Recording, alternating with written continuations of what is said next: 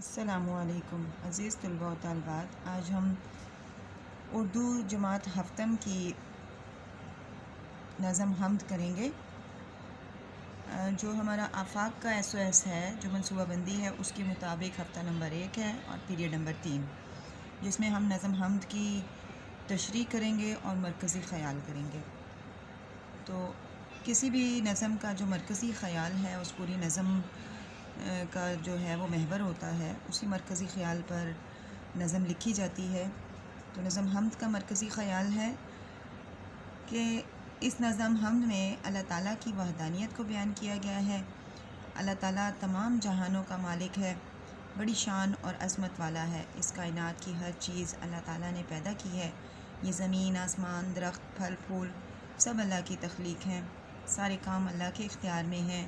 ہم اس کے بندے ہیں اور وہ ہمارا مالک ہے۔ وہی زندگی اور موت کا مالک ہے۔ اچھا، یہ نظم جو سی تھوڑی سی طویل ہے، یعنی 14 اشعار پر مشتمل ہے، تو ہم دو اشعار ملا کر تشریح کریں گے۔ شعر نمبر 1 اور 2 ہے: خدائی کے مالک، دو عالم کے مولا، تیرا ذکر بالا، تیرا حسن اعلیٰ، تیری ذات عالی، تیری شان یکتا، صفت تیری رب تبارک تعالی۔ ان اشعار میں شاعر شبنم کمالی کہتے ہیں کہ اے اللہ تعالیٰ، تو دو جہانوں کا مالک ہے، تیرا ذکر سب سے بلند ہے، تیری قدرت اور حسن سب سے حسین اور عمدہ ہے، تیری ذات عالی شان ہے، تیری شان و شوکت صرف تیری ہے، تو اکیلا ہے اور واحد ہے، اپنی ذات و صفات میں برکت والا، عزت والا ہے۔ شعر نمبر 3-4: تیرا نور جلوہ فگن چاندنی میں، ستاروں میں خورشید کی روشنی میں، زمیں کا حسین فرش تو نے بنایا، سکون بخش عالم پہ سبزہ اگایا۔ ان اشعار میں شاعر شبنم کمالی کہتے ہیں کہ اے اللہ، تیرا نور ستاروں اور سورج میں نظر آتا ہے۔ ستارے اور سورج اور چاند سب تیرے نور سے روشن ہیں، تیرے نور سے چمکتے ہیں، اور یہ سب تیرا کمال ہے۔ یہ زمین جس کو ایک خوبصورت فرش کی طرح ہمارے لیے بچھا دیا، رنگا رنگ زمین، کہیں میدان، کہیں پہاڑ، کہیں صحرا، یہ ساری خوبصورتی تیری عطا کی ہوئی ہے، اور پھر اس زمین کو سبزہ اگا کر انسان کے لیے سکون بخش ماحول بنا دیا کہ وہ اللہ کی ان نعمتوں سے راحت اور تازگی حاصل کریں۔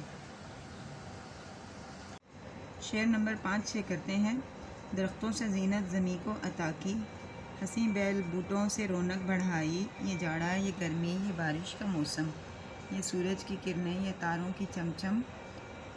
ان اشعار میں شاعر کہتے ہیں کہ اللہ تعالیٰ، تو نے زمین پر درخت اگا کر اسے خوبصورت بنا دیا، اور پھر اس زمین پر رنگ برنگے پودے اگا کر ان پر خوبصورت پھول لگا کر رونق میں اضافہ کر دیا۔ پھر اس کائنات کو مختلف موسموں سے نوازا، سردی، گرمی، برسات کا موسم۔ سردی کی ٹھنڈک اپنا لطف رکھتی ہے، مگر ایک ہی موسم رہتا تو انسان اکتا جاتا، اس لیے سردی کے بعد گرمی کا موسم دے دیا تاکہ سردی اور گرمی کا مزہ ملتا رہے۔ پھر سخت گرمی سے گزار کر بارش کا موسم عطا کر دیا، بارش جس سے انسان، چرند پرند اور پودے اور بیل بوٹے سب راحت حاصل کرتے ہیں۔ یہ سب اللہ کی قدرت ہے۔ دن کو روشنی کی کرنیں دن طلوع ہونے کی نوید دیتی ہیں، اور رات کو آسمان ستاروں کی چمک سے جگمگا کر آرام اور سکون حاصل کرنے کی دعوت دیتا ہے۔ یہ سب اللہ کی قدرت اور نعمتیں ہیں جو انسان کے فائدے کے لیے پیدا کی گئیں۔ شعر نمبر 7-8: زمیں پہ فلک کا حسین شامیانہ، خدائی کا یہ خوشنما کارخانہ، درندے چرندے پرندے یہ حیواں، یہ جن و ملک اور یہ نوح انسان۔ شبنم کمالی اللہ کی تعریف بیان کرتے ہوئے کہتے ہیں کہ اللہ تعالیٰ نے اس زمین پر آسمان کو ایک خوبصورت شامیانے کی طرح بنا دیا ہے، اور اس آسمان نے تا حد نظر زمین کو ڈھانپ لیا ہے۔ یہ سب اللہ تعالیٰ کی قدرت کی خوشنمائی ہے۔ ایسا کرنا صرف اللہ کے اختیار میں ہے، اور پھر اس زمین کو مختلف مخلوقات سے بھر کر رونق دے دی۔ یہ مخلوق درندے چرندے یعنی چرنے والے جانور، پرندے اڑنے والے، اور مختلف نوع کے حیواں سب کو اس زمین پر بسا دیا اور ان پر خلیفہ بنا دیا انسان کو۔ جن اور فرشتے بھی اللہ کی مخلوق ہے۔ گویا یہاں شاعر اللہ کے خالق اور مالک ہونے کی صفت کو بیان کر رہے ہیں کہ یہ سب کچھ اللہ کی قدرت ہے۔ شعر نمبر 9-10: ملی ہے جسے بھی یہاں زندگانی، تیرا فضل ہے یہ تیری مہربانی، کھلانا پلانا بنانا مٹانا، ہنسانا رلانا سلانا جگانا۔ یہاں شاعر اللہ تعالیٰ کی تعریف کرتے ہوئے کہتے ہیں کہ زندگی دینے والا اللہ تعالیٰ ہے، ہر چیز اللہ کے ہاتھ میں ہے، زندگی جس کی قائم ہے اللہ کے حکم سے قائم ہے، جس کو چاہتا ہے عطا کرتا ہے، یہ سب اسی کا فضل اور مہربانی ہے کہ وہ ہر جاندار کو کھلاتا پلاتا ہے۔ بنانا اور مٹانا بھی اللہ کے ہاتھ میں ہے، جس کو چاہے تو قائم رکھے، جس کو چاہے اس دنیا سے مٹا دے، ختم کر دے۔ خوشی عطا کرنے والا، غم دینے والا، سکون کی نیند سلانے والا اور صبح صحت اور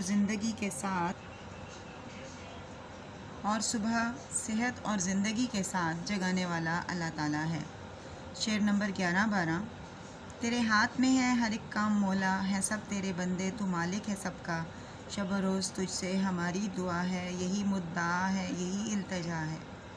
ان اشعار میں شاعر اللہ تعالیٰ کے مالک کل ہونے کی صفت بیان کرتے ہوئے کہتے ہیں کہ اے میرے رب، سارے کام تیرے ہاتھ میں ہیں، سارے اختیارات کا مالک تو ہی ہے، ہم تیرے بندے ہیں، تو ہی ہمارا خالق و مالک ہے، ہماری ہر چیز تیرے ہاتھ میں ہے، ہم تیرے عاجز بندے ہیں، ہمارے مالک، ہم دن رات تجھ سے ایک ہی دعا کرتے ہیں، یہی ہماری خواہش ہے اور یہی ہماری تجھ سے درخواست ہے، تو ہماری دعا کو سن لے۔ شعر نمبر 13-14۔ ہمیشہ ہمیں راہ سیدھی چلانا، ادب ساری دنیا کا ہم کو سکھانا، تیری عظمتوں کے صدا گیت گائیں، تیری یاد کی دل میں شمع جلائیں۔ یہ اس نظم حمد کے آخری 2 شعر ہیں۔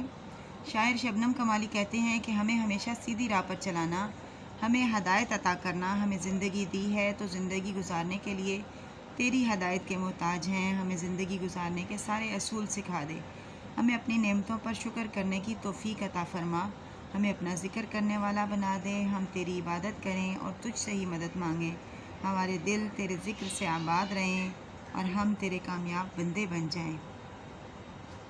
یہ تھی نظم حمد کی تشریح، شعر نمبر 1 تا شعر نمبر 14۔ امید ہے کہ آپ کو سمجھ آ گئی ہوگی۔ لائک